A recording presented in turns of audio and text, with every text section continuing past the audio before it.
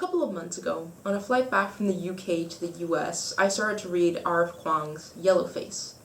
It follows June Hayward, a middling author who only published one book, Over the Sycamore, and the fallout after the death of her acquaintance Athena Liu.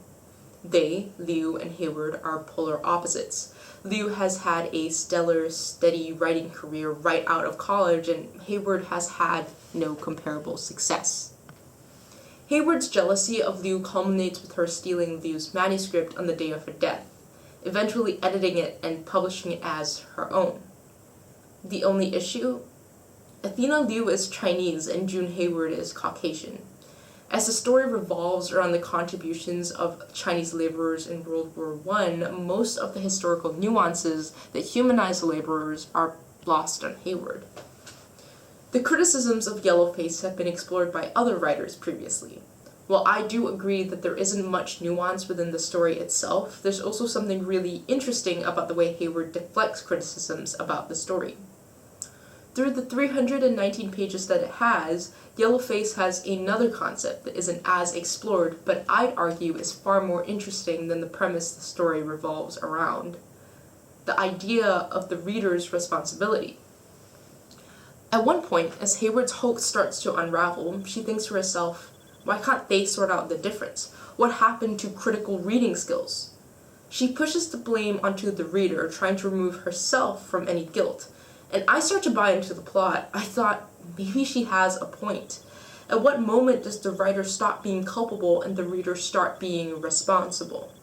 In J.T. Leroy's The Heart is Deceitful Above All Things, the reader follows the journey of a young Jeremiah Terminator, or JT, as he travels cross-country with his mother to Vegas. Published in 2001, it spells a harrowing tale of child and substance abuse that his mother regularly put him through. The Heart is Deceitful Above All Things is a collection of disjointed stories, some of which bleed into each other, but most of them are standalone events in Leroy's life, until he gets himself published. Many of the stories contain very dark material, and during my first read-through it took me a long time to get to the end. Each chapter has at least one scene of abuse, and none of them hold back. The stories include everything from religious trauma to him thinking that abuse meant love. He develops Stockholm Syndrome because his mother is both his savior and the person who can set him right. On page 106, within the chapter Baby Doll, Leroy says, I don't move, I don't scream, I don't cry. I've learned the hard way that lessons are repeated until learned properly and silently, and Satan is, even temporarily, exorcised. He believes that there is a fundamental evil within him because of how he was born, something drilled into him as a child by his own mother. The book is filled with the stories of extremely sickening content. And when I finished the book, I wanted to believe that this was the true story of a young boy who had been through hell and back, literal hell and back, with the religious trauma he experienced pushed to 1,000%. But I couldn't, because I already knew the truth that Leroy was the pseudonym of Laura Albert, the actual author of this book. Knowing that this story was a fiction that Albert tried to pass off as fact, the story felt uncomfortable, more uncomfortable than reading it in Leroy's voice. It felt like I was watching a story unfold through frosted glass. I couldn't connect with anyone in the story. I felt that understanding that this was made up left me with a severed connection to a voice I desperately wanted to believe in. Because Leroy is a character that is so easy to root for. He just wanted to survive, but knowing that this was all a product of Albert's imagination, well, I couldn't shake that I had been betrayed in some way. The author-reader connection stems from the buy-in from the reader. From fiction to historical works, every reader expects a level of connection with the author. Whether that might be within the content of the book or the credibility of the author, whether the work is impactful or not, when the basis of the work is in question, that leads to shady trust. And if that trust is broken and that connection is pulled, that leaves the reader betrayed. There's a reason why The Heart is Deceitful Above All Things is a complicated matter. Because of the way the book is written, chock full of purposeful attention grabs, and with Leroy having to sleep in the doghouse to his mother beaming him in the head with a meteorite chunk, it calls for the reader's compassion. It's no longer a reader that can stay detached. The reader finishes the book because they root for Leroy. In She Plays Me, an interview where Matthew Sorrento, an editor-in-chief at Film International, talks to Marjorie Sturm, a filmmaker who made The Cult of J.T. Leroy, Sturm says, "Remembering just how emotionally manipulative the books are, it's easy to see how anyone talking to J.T. would have compassion for him after reading that kind of account." In this case, Sturm is specifically talking about the real-life fraud that took place with Albert pushing the lie into the public eye and manipulating more people from there. The real-life fraud is a critical part of Albert's literary hoax because most of her readers felt some kind of pull towards this kicked while he was down kid, in tandem with them seeing him in person. In an article in The Guardian, Asia Argento, a director who wanted to create a movie about J.T. Leroy, said, "We had to get as much as we could write," she says, "and a lot of that has to do with the fact that I love J.T. truly as a friend." To be able to love somebody as a friend, the reassurance that they are real must come first, and Albert knowingly leaned into this, calling interviewers and people as Leroy, doing in-person interviews not as Leroy but his friend Speedy, and after 5 years roping her sibling-in-law Savannah Knoop into it, asking her to wear a wig and pretend to be Leroy himself. The real-life situation isn't what I plan to talk about, but it's important to encapsulate the full extent of Albert's reach. Albert built Leroy on the foundations of compassion, a kid with nowhere to go but onto the page, and a caring fan base flocked to support him. Though Albert might have never expected that it would all crumble spectacularly. According to an interview by The Guardian, Albert has made various justifications for her actions and interviews over the years. One is that Leroy was a valid artistic device. Art should confuse. This then contradicts her quote in Bomb magazine stating, "The things I've written about are happening to people all the time. And when they happen to you, you believe nobody knows and nobody cares. But I know, and I care, and I've written this book for you, the reader." She seems to be as divided as her fan base about her intention with the work, both relegating it to art, like in her quote from The Guardian, and genuine heartfelt writing, like her quote from the Bomb magazine. But in the first quote, the word she used, confused, tells me more about her motives than any other quote. It speaks to her disingenuity, and tells me that for whatever reason she did it for, she didn't do it for those kids who suffered the same way. For someone to accurately portray a community, they would have to know what it's like to live it, or at least create adequate research that needs to be done.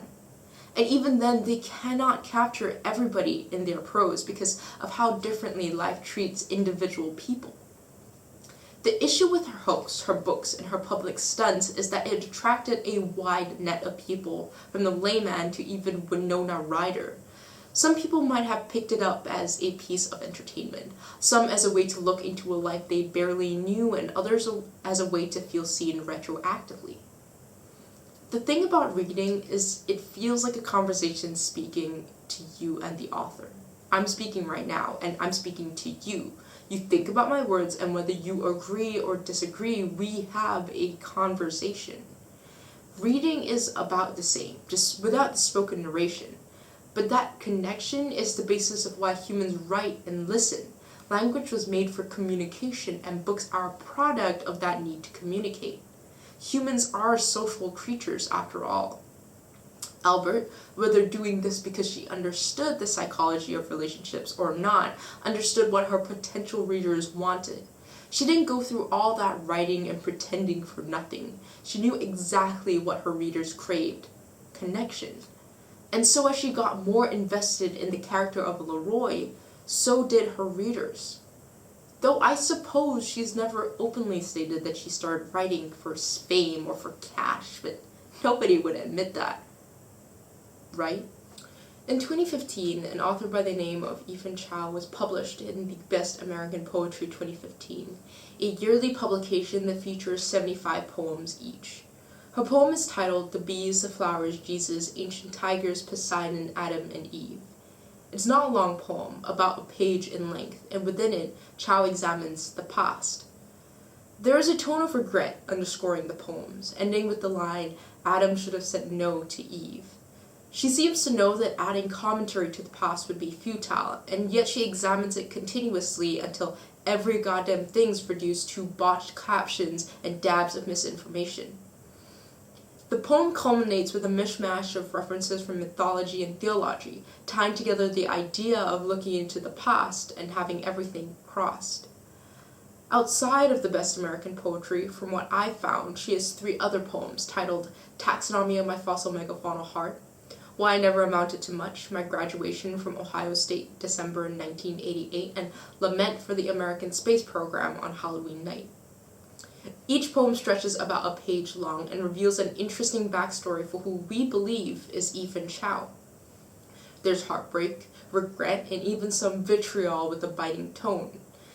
And yet, this person writing about graduation and Nixon, the stars, and vodka-soaked sentences was nothing more but a figment of the imagination. One that sprung from the mind of a white man, Michael Derrick Hudson. In the Guardian newspaper, Hudson says that he was rejected under his name 40 times before he sent it out as Ethan Chow, when it was rejected 9 times before getting accepted. In his contributor's note in the Best American Poetry, Hudson writes, If indeed this is one of the best American poems of 2015, it took quite a bit of effort to get it into print, but I'm nothing if not persistent. He didn't remove from or add to the text of the poems when he submitted them under the name Ethan Chow, because Hudson didn't believe that his work was the problem, but his name. So then why, when he was rejected 40 times before, are his poems better now? The simple answer is they aren't. Nothing changed. He submitted them as they were, but now the works hold a different weight in light of the new name of Ethan Chow. In context with their identities, the contents of the poems change depending on who you read it from, Chow or Hudson. Hudson is another white Western male voice writing about white Western male things, but Chow is a Chinese American woman leveraging something outside of her stereotype to write about Ohio. Some might say that these experiences now read exotic, and I'm sure Hudson knew this too. The opportunity to give himself a leg up within an industry that had denied him the chance must have seemed like a windfall.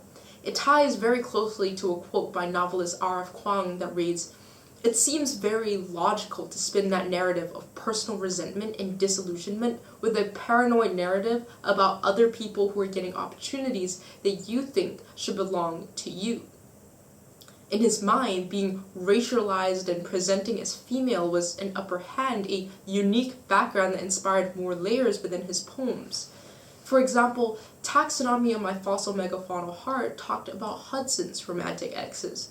But in the case of Ethan Chow, lines such as in the shallows, undecided about flippers or thumbs could read as indecisiveness on sexuality, remain within the waters of normality, or evolve to live on uncharted land. The entire poem oscillates back and forth between violence and softness that could come from figuring out how to be queer. The poem ends without a choice being made, simply steadying my final quivering inch to add to the 65 million years of coal beds a mile thick. No progress, but no regression either, just an acceptance of nothing. And while the imagery through the poem still holds up with Hudson, not as much nuance can be found within his voice. Everything can be taken at face value. A single, uncomplicated narrative of heartbreak. So, sure, his hoax used a Chinese name to prop up his work, but it also added merit to it, a seemingly victimless risk that paid off. He got published, and we get nuance within his work. A win-win situation, right? Well, in the broader view of the publishing industry, when 95% of prominently published authors are white, according to a report by NPR, Leveraging a non-white name for opportunity meant potentially taking away a piece of the pie from a community that already has very little. As Ken Chen writes, it's a segregated labor market. Rather than being a savvy opportunist, Hudson's another hysterical white man, envious of the few people of color who've breached their quarantine. With the name Ethan Chow, Hudson didn't add anything to the Asian community. He took from. That community was merely a stepping stone to the next part of his career. However, the non-white persona that he leveraged isn't just his doing. Readers also impose a societal construct of what it means to be an Asian woman onto the poetry as they read the work, when they believe that the author is truly an Asian woman herself. While Hudson used the pseudonym of Ethan Chow knowingly to sell his poetry, how much of that responsibility for the perpetuation of the hoax is on the reader, on our perception of backgrounds? What might this tell us about our desire for truth? There is an author by the name of Araki Yasusada whose work intrigued me. It's titled Double Flowering from the Notebooks of Araki Yasusada, and is a compendium of letters, prose, and poems collected and published by Kent Johnson. Most of them are meticulously dated from December 25th, 1945 to August 6th, 1972, the year that he died. Like all writers, Yasusada had a voice, one that he drew of his own life. The book states that Yasusada was a hibakusha, or a bomb-affected person who lived through the bombings of Hiroshima. He lost his 2 daughters and his wife as a result, and there is a constant sense of loss throughout the book. He never stopped writing about the bombings until 2 years before his death. In the poem High Altitude Photo of Hiroshima, he describes the moment of impact of the bomb, each person frozen in time as the explosion happened, encapsulating it with a long single pulse of geometry under dreams, pure hieroglyph into which I will also vanish. The scene is one of horror, each peaceful moment shattered from its illusion with an event so catastrophic. The reader is drawn into the book, captivated by this glimpse behind the curtain of a man's life so racked with grief.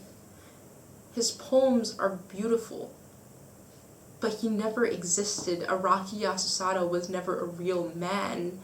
On page 90, a line titled, "What is the difference?" Yasusada writes, "Is a rose is a rose is a rose the same as ceci n'est pas une pipe?"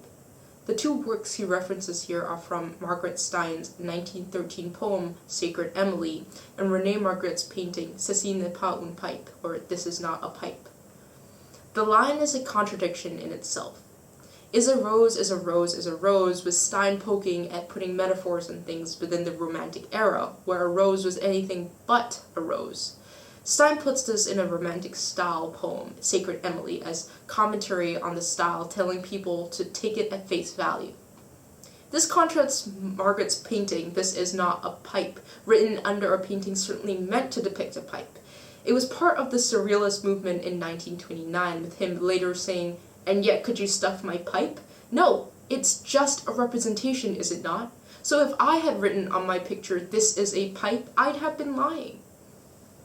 Yasusada's line, "Is a rose is a rose is a rose the same as ceci n'est pas une pipe," therefore means to take him at both face value and as fiction, both as the mask and the man who wears it. A clever line that could be credited to the true author's want to be found out. Again, in a letter on page 118, Yasusada writes a letter to the recently deceased author, Jack Spicer. He had read Spicer's After Lorca, a collection of letters to Garcia Lorca, a man who was assassinated for his leftist sympathies in the Spanish Civil War. Lorca's works were banned publicly because many of his poems reflected ideals opposing the Franco government. Within After Lorca, Spicer writes, "I would like the moon in my poems to be a real moon, one which could be suddenly covered with a cloud that has nothing to do with the poem, a moon utterly independent of images. The imagination pictures the real. I would like to point to the real, disclose it, to make a poem that has no sound in it but pointing of a finger." In these lines, Spicer strives to make things within his poems as real as possible, essentially creating a moon utterly independent of images. It is the use of language that he uses to bring his words to life. Yasusada takes the concept literally. Instead of using words to bring images, he uses borrowed experiences.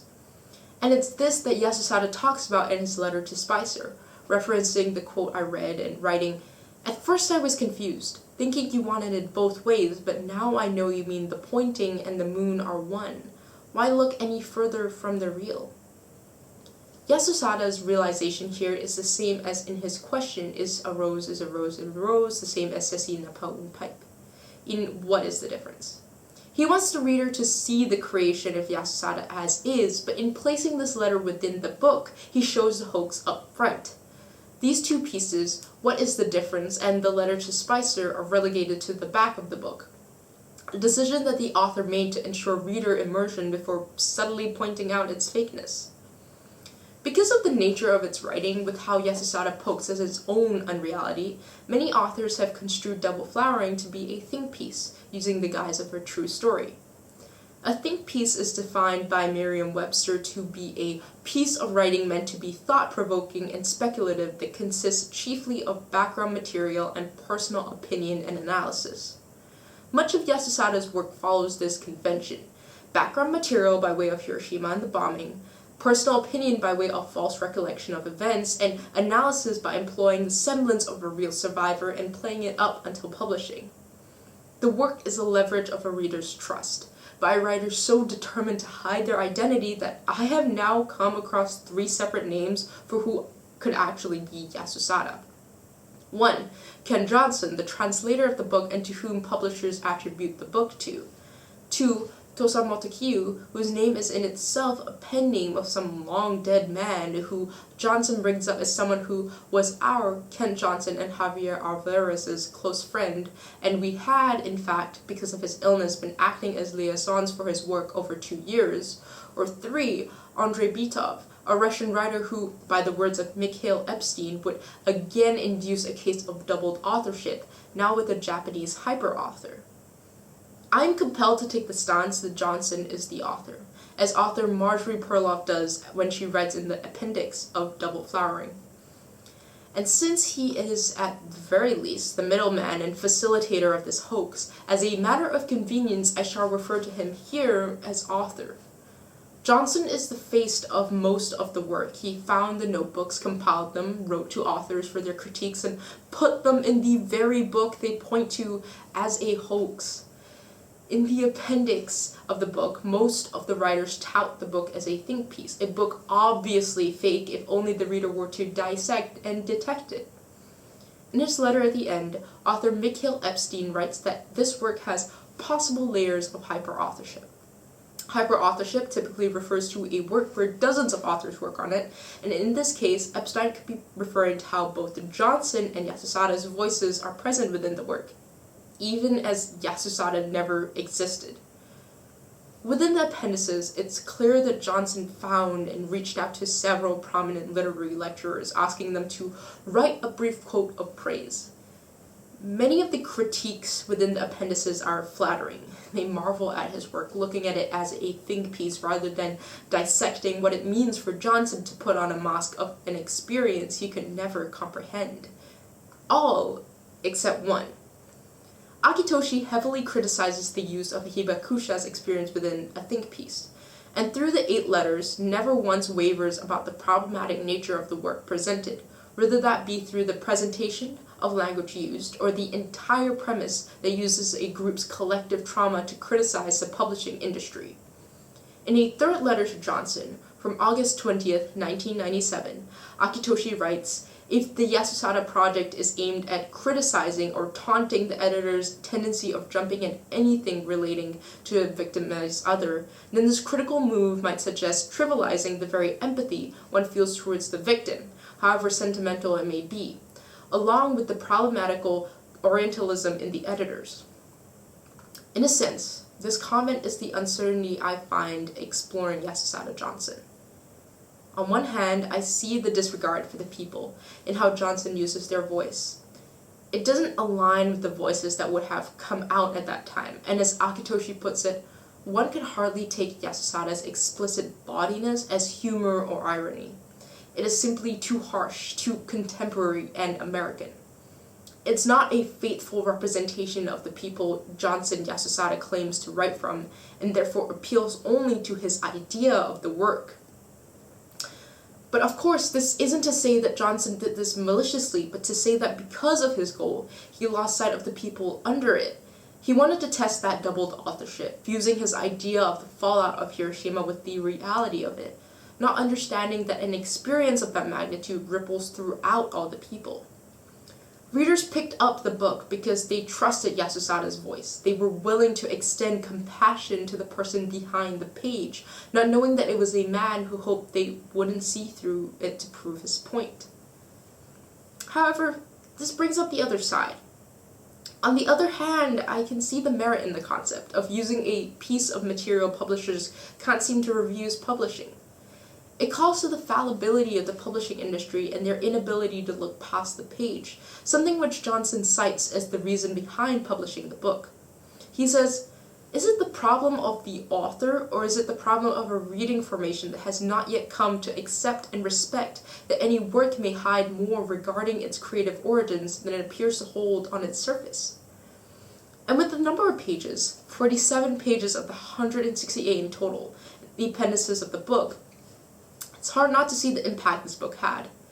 Immediately after publishing and after the scandal came out, with 4 quotes on the outside of the book, a Q&A section with Johnson and Alvarez, and 2 essays on the subject by Epstein and Perloff, there's bound to be more readers out there.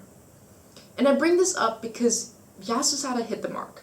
He wrote for the express purpose of proving his point that the industry that published this is flawed. They themselves, the reader and the press, wouldn't pick up on the hoax until after the news broke. And he was right. Partially. The academics saw a hint of suspicion and dug, but the laymen, the people the book was sold to, probably didn't think to dissect what's the difference or that led to Spicer. They blindly assumed that the author was in good faith and read through his work. This blind trust is what Johnson Yasusada attempts to criticize with his work, and with it, he raises a statement about trust. I'd argue that in every reader there exists the desire for the truth. It compels every reader from every genre to keep reading the true ending of a book, the real-life story in an autobiography, and in this case, a real pain that deserves compassion. I'm still figuring out where the line is drawn between ethics and exploitation. Writing is all about storytelling, and authors create identities to tell their stories in all the time. Like in fiction, for example. In both cases, in fiction and in non-fiction hoaxes, authors use creation to sell their work. Like Epstein writes, "How can we trust an author who limits himself to inferior characters like czars, generals, business people, etc., and cannot create an author?" A writer's competence is measured by their ability to create, to make characters appear into the real out of the page. Isn't that what every author in this essay did, more visible in the Roy and Yasusada, but still present within the poems of Chow? They aren't the full truth, I know that. But what piece of writing ever is?